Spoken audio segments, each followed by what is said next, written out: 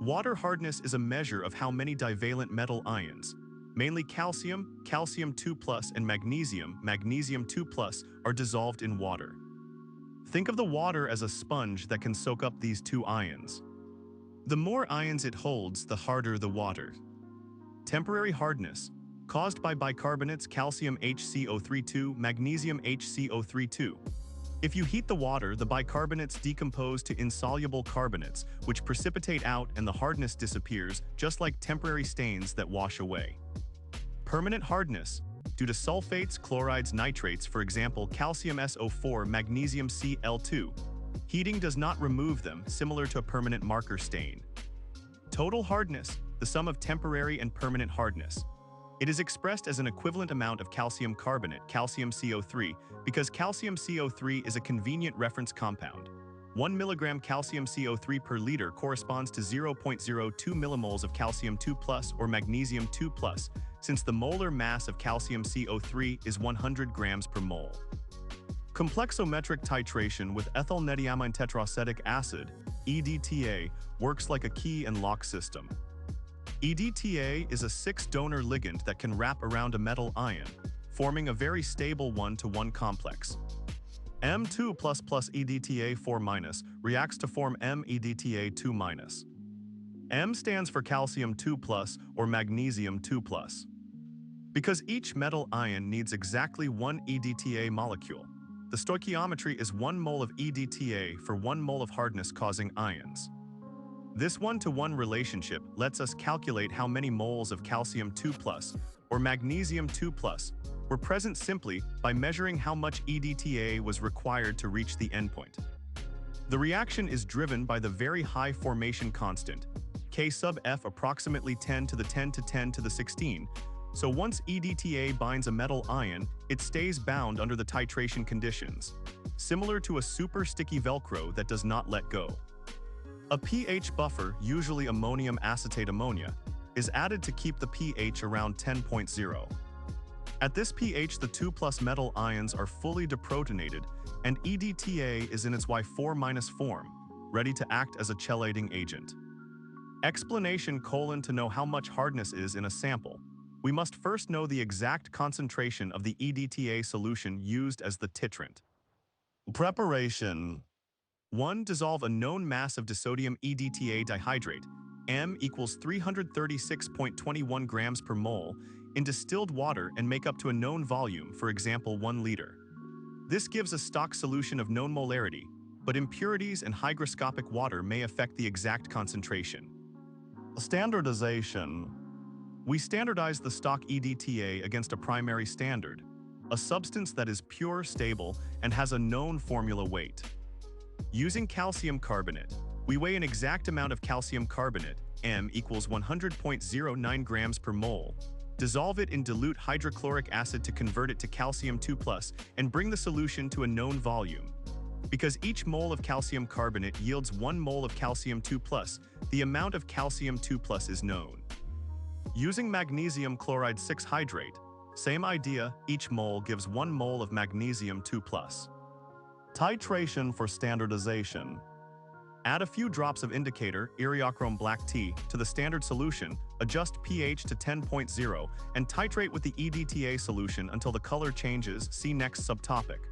Record the volume V sub EDTA used. Calculation: if N sub M in moles of calcium 2+ or magnesium 2+ is present, and V sub EDTA in liters, the volume required then. C sub EDTA equals N sub M divided by V sub EDTA. Since N sub M equals M sub standard divided by M sub standard, mass divided by formula weight, we obtain the exact molarity of the EDTA solution. This calibrated concentration is then used for all subsequent hardness determinations. Example: 0.500 grams of calcium carbonate, M equals 100.09 grams per mole, gives N sub Ca equals 0.005 moles. If 25.0 milliliters, which is 0.025 liters, of EDTA is required then. C sub EDTA equals 0.005 divided by 0.025 equals 0.200 moles per liter. The indicator must show a clear color change exactly when the last calcium 2 plus or magnesium 2 plus ion is complexed by EDTA. Two common indicators are Eriochrome black tea, abbreviated EBT, orange to red when free calcium 2 plus or magnesium 2 plus are present, turning pure blue when they are fully chelated. It works best in a pH 10.0 buffer ammonium acetate or ammonia. At this pH, the indicator itself is partially deprotonated, allowing it to bind the metal ions and give the color. Comagite similar behavior, but gives a violet to blue change and is useful when slight interferences from iron are expected. Why pH control? Below pH 8, EDTA is protonated, for example H4Y2- and cannot bind metal ions well. Above pH 12, calcium 2 plus and magnesium 2 plus start to precipitate as hydroxides, spoiling the titration. Hence pH 10.0 is a sweet spot where EDTA is fully active and the metal ions stay in solution. Endpoint detection. Add a few drops of indicator to the sample. Titrate with EDTA while constantly stirring. Watch the color change. For EBT, the solution goes from pink to red metal indicator complex to pure blue all metal bound. The moment the color becomes stable blue is the endpoint, analogous to hearing the exact click of a lock turning. A visual endpoint is usually accurate within ±0.02 milliliters of titrant volume. For higher precision, a potentiometric or photometric sensor can be used. Explanation. After the titration, the volume of EDTA used V sub EDTA in liters is converted to a hardness value expressed as milligrams of calcium carbonate per liter. Step by step. 1. Calculate moles of EDTA that reacted. N sub EDTA equals C sub EDTA times V sub EDTA. 2. Because of the 1-to-1 stoichiometry, moles of calcium ion plus magnesium ion equal N sub EDTA. 3. Convert moles of divalent cations to an equivalent mass of calcium carbonate. 1 mole of calcium ion or magnesium ion is equivalent to 1 mole of calcium carbonate, 100.09 grams. Therefore, mass of calcium carbonate equivalent equals N sub EDT times 100.09 grams. 4. Express per liter of water sample V sub sample liters.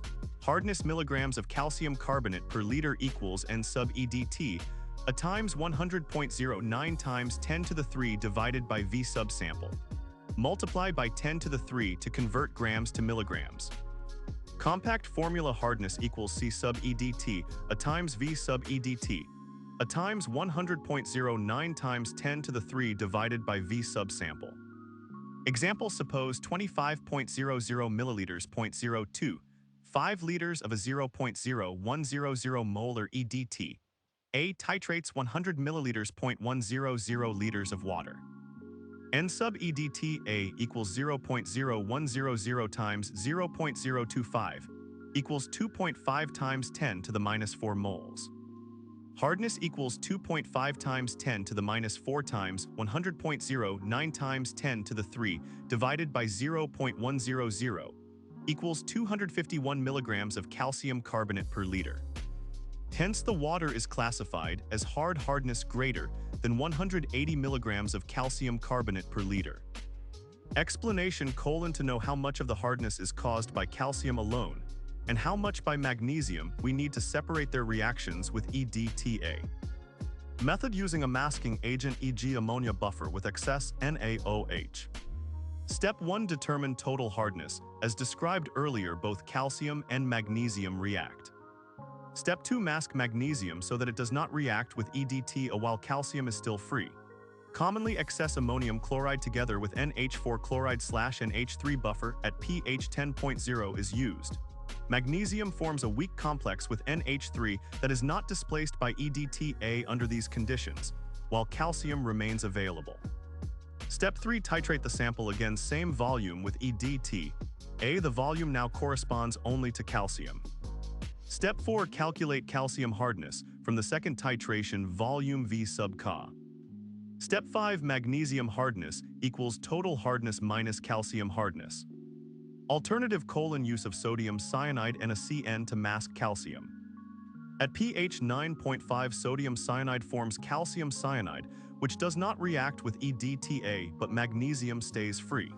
Titrate to obtain magnesium hardness directly.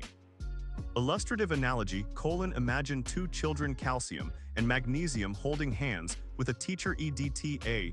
By giving one child a special bracelet masking agent that tells the teacher to ignore that child, you can count how many handshakes involve only the other child. The calculations use the same equations as in topic 5, just applied to the appropriate titrant volume. In real water, many other ions can interfere with the EDTA titration because they also form complexes with EDTA or affect the indicator color. Cn- from cyanide forms very stable complexes with many metals, possibly pulling EDTA away from calcium 2+ and magnesium 2+. Add a small excess of ammonium ion, ammonium acetate, to keep Cn- as HCN volatile, or adjust pH so Cn- is protonated. Ammonium ion, high concentrations shift the buffer equilibrium, changing the pH and reducing indicator response. Keep ammonium concentration within buffer design limits, less than or equal to 0.5 molar. Use a separate buffer if needed. Fluoride F- forms strong complexes with magnesium 2+, magnesium fluoride plus that compete with EDTA, leading to underestimation of magnesium hardness. Add boric acid to bind fluoride as Bf4-, or use a higher pH 10.5 where magnesium fluoride plus is less stable. Aluminum 3+, iron 3+, zinc 2+ bind EDTA strongly, consuming titrant and giving falsely high hardness. Use EDTA, a selective masking such as trithanolamine for iron 3+, or carbonate to precipitate aluminum 3+ before titration. Practical tip: run a blank titration with deionized water containing the same matrix. For example, same concentrations of interfering ions to see how much EDTA is wasted by them. Then subtract that volume from the sample titration. Overall, understanding the chemistry of potential interference and applying the right masking agent is like cleaning a window before you measure how much light passes through. You must remove the smudges, interference to see the true value. Explanation: even with a perfect procedure, small experimental factors can shift the result. The main sources and how to correct them are: 1. Temperature. Reaction constants K sub F for metal EDTA complexes increase with temperature, causing a slightly earlier endpoint. EDTA solution density changes affecting volume measurement. Correction: perform titrations at a controlled temperature, usually 25 degrees Celsius. If not possible, apply a temperature correction factor. V core equals V obs times 1 plus alpha delta T, where alpha is approximately 0.0003 per degree Celsius for typical solutions. 2. Ionic strength. High ionic strength compresses the activity coefficients of ions, making the effective concentration lower than the analytical concentration. Correction: use the Debye-Huckel or extended Debye-Huckel equation to convert concentrations to activities or add a constant ionic background, for example 0.1 molar sodium chloride, to all standards and samples so the effect cancels out. 3. Side reactions. At pH 10, small amounts of calcium carbonate may precipitate, especially in very hard water, reducing the amount of calcium 2+ available for complexation. Mitigation: add a tiny excess of EDTA, 0.1 milliliter, after the color change to dissolve any precipitate before noting the endpoint. 4. Indicator adsorption. If the water contains high concentrations of dissolved organic matter, the indicator can adsorb onto colloids, dulling the color change. Solution: filter the sample through a 0.45 micrometer membrane before titration. 5. Pipette and burette errors. Systematic under-over-delivery of liquids leads to proportional error in hardness. Practice: calibrate volumetric equipment regularly with certified gravimetric standards. 6. Air bubbles in burette. Trapped air adds extra volume that is not actually dispensed. Check: always purge the burette tip after filling and before starting the titration. By recognizing these factors and applying the listed corrections, the measured hardness can be brought within plus or minus 2% of the true value, which is acceptable for most engineering applications. Explanation: the reliability of an EDTA, a hardness test, starts long before the titration itself. 1. Sample collection. Use clean polyethylene or glass bottles that have been rinsed with the water to be sampled.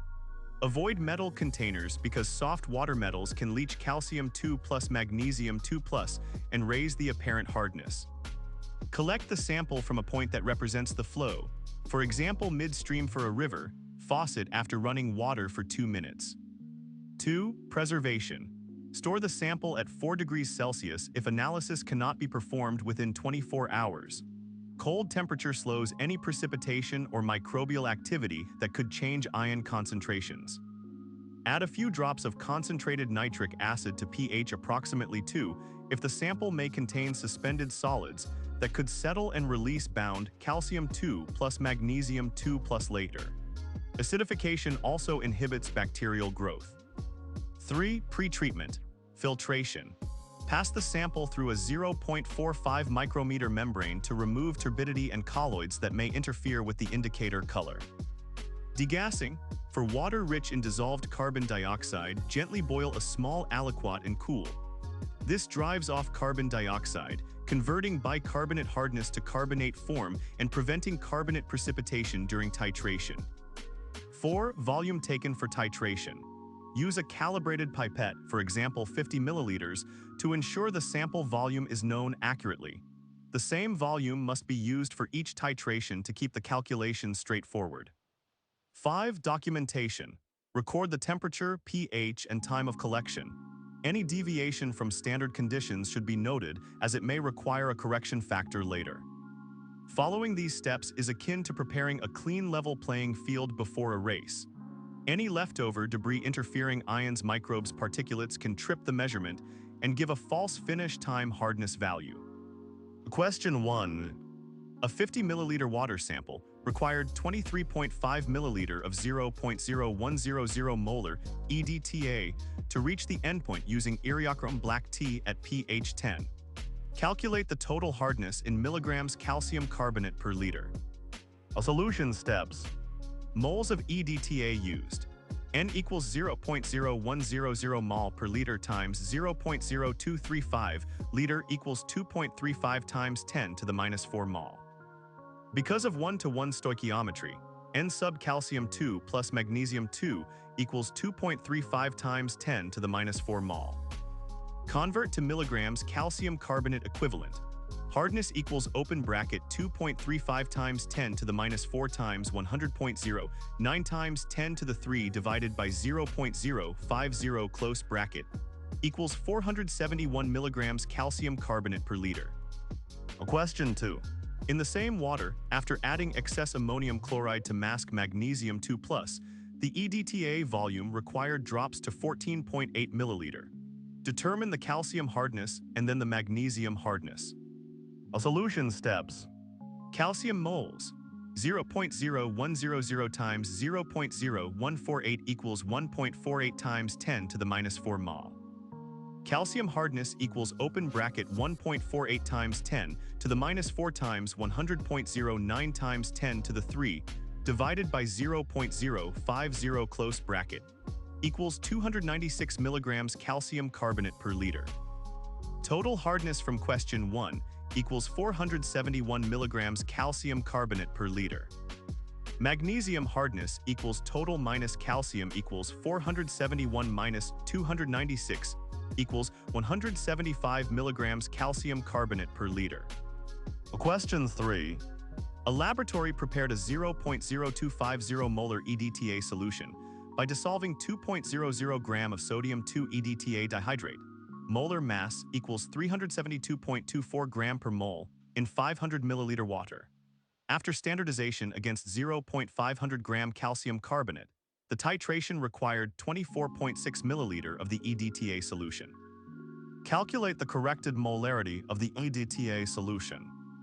Solution steps. Moles of calcium carbonate and thus calcium 2 plus. 0.500 gram divided by 100.09 gram per mole equals 5.00 times 10 to the minus 3 mol. Moles of EDTA actually delivered. C sub EDTA times 0.0246 liter equals 5.00 times 10 to the minus 3 mol. Therefore, C sub EDTA equals 5.00 times 10 to the minus 3 divided by 0.0246 equals 0.203 molar.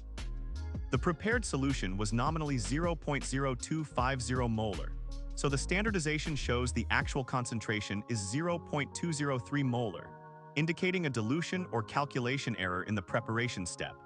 The corrected value to use in later hardness calculations is 0.203 molar. Question 4.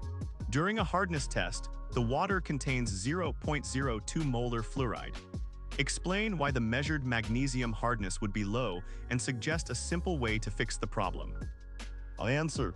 Fluoride forms a strong magnesium fluoride plus complex that competes with EDTA, so part of the magnesium 2 plus is already tied up and does not react with the titrant. The EDTA volume will be smaller, giving a falsely low magnesium hardness.